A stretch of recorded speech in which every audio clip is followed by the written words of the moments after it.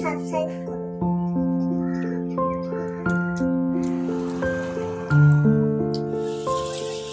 Hello everyone, welcome back to our channel. আমি সুজাতা নতুন একটু ব্লগে আপনাদের স্বাগত জানাই।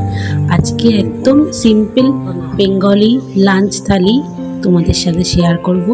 ভাত এদিকে বসিয়ে দিয়েছি, হাতে আলু সিদ্ধ দিয়ে দিলাম একসাথে।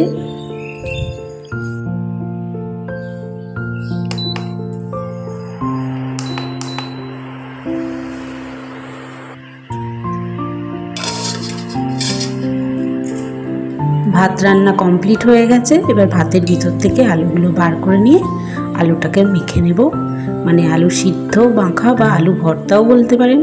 আমরা তো বেঙ্গলিরা, ওয়েস্ট বেঙ্গলের বাঙালিরা, মানে কলকাতার বাঙালিরা এটা আলু সিদ্ধ মাখাই বলি।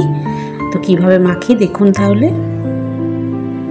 আজ যেহেতু শনিবার, তাই আর আজকে পেঁয়াজ ভাজবো না, শুধু শুকনো লঙ্কা তেলের মধ্যে দিয়ে ভেজে নেব।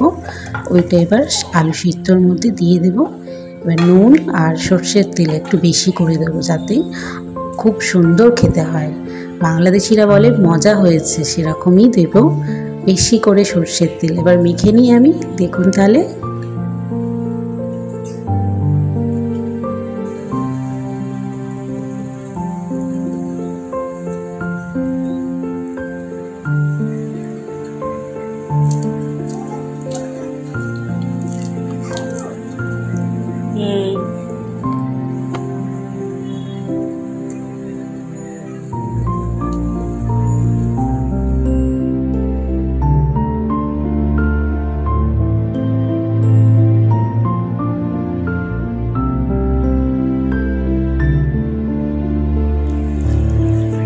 আলু সিদ্ধ মাখা একদম কমপ্লিট হয়ে গেছে।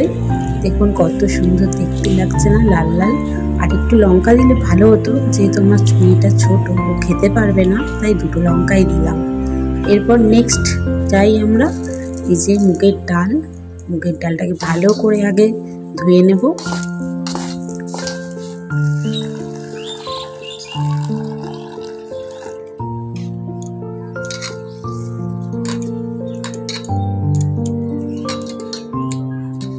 ডাল যেহেতু ধোয়া হয়ে গেছে, এটা এবার বসিয়ে দিলাম ইন্ডাকশানের মধ্যে। এবার এটা সিদ্ধ হোক। সিদ্ধ হওয়ার জন্য একটু লবণ দিয়ে দেবো স্বাদ অনুসারে, তারপর দুটো কাঁচা লঙ্কা। বললাম না আমার মেয়েটা ছোট, তাই গোটাই লঙ্কা দিলাম। এরপর একটু সিদ্ধ হয়ে যাওয়ার পরে হলুদ দেব, কারণ ডালের মধ্যে যদি সিদ্ধ না হওয়ার আগেই হলুদ দিই, ডালটা তাহলে আর গলবে না। তাই সিদ্ধ হওয়ার পরই তার মধ্যে হলুদ দিতে হয়।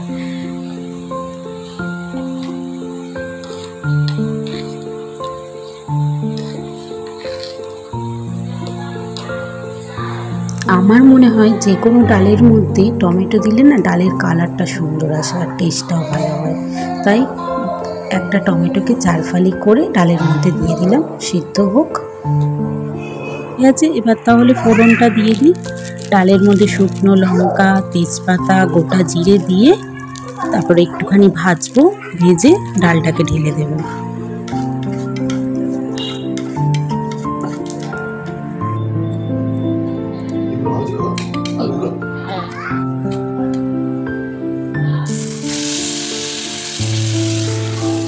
ডাল রান্না কমপ্লিট। এবার তাহলে নেক্সটে যাই। আমি আজকে ছোলার ডাল দিয়ে বড়া বানাবো, তাই ছোলার ডাল নিয়ে নিলাম। এটাকে এবার ভালো করে ধুয়ে নেব, জল দিয়ে ধুয়ে 2 ঘন্টার জন্য রেস্টে রেখে দেবো।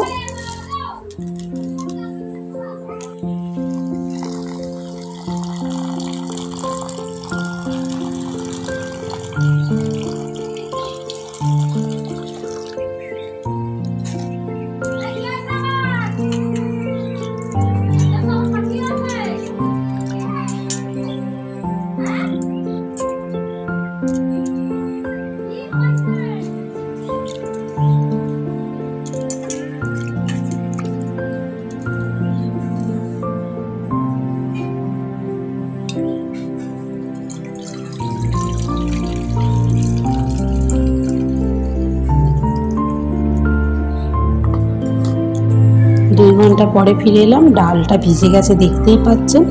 এবার তাহলে আমার ঠাকুমার দেয়া মানে ঠাকুমা শাশুড়ির দেয়া সেই পুরনো শিলটাকে বার করি।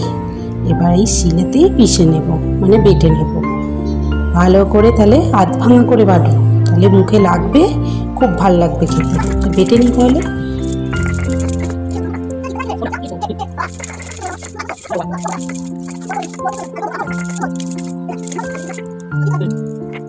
আমি যেরকম চেয়েছিলাম সেরকম আধ ভাঙা করে ডালটা রেডি হয়ে গেছে।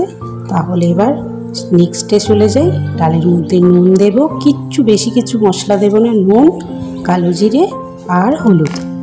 সিম্পল রেসিপিতে সিম্পল জিনিসই ভালো লাগে আমার, অত মশলাপাতি আমি দিয়ে খাই না।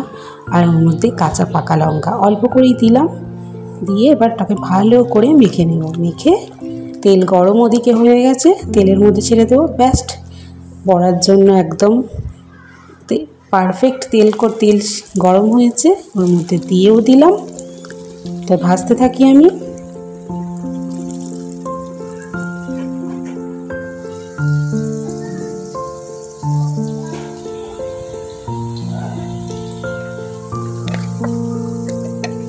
কি বড়াগুলোকে দেখে কি মনে হচ্ছে খেতে ইচ্ছা করছে না গরম গরম? তাহলে চলে এসো তোমরা সবাই। একদম দেখেছো কত সুন্দর দেখতে লাগছে প্লেটটা।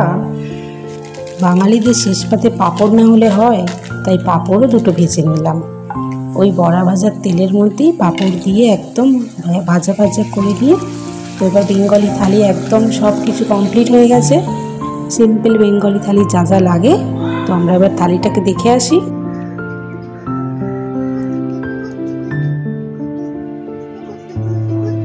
কেমন লাগছে তাহলে বেঙ্গলি থালি?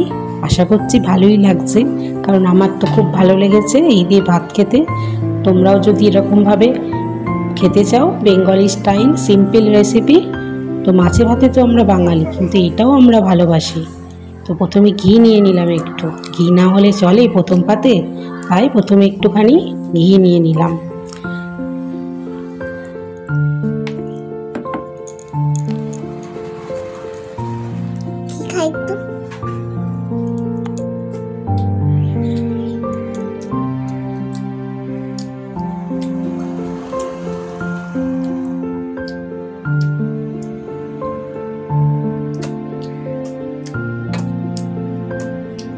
হাতের থালা নিয়ে বেশিক্ষণ বসে থাকতে নেই, তাই আমি আর আমার সোনা খেতে থাকি। নেক্সট ব্লগের জন্য আপনারা অপেক্ষা করুন। Till then, bye bye, thank you.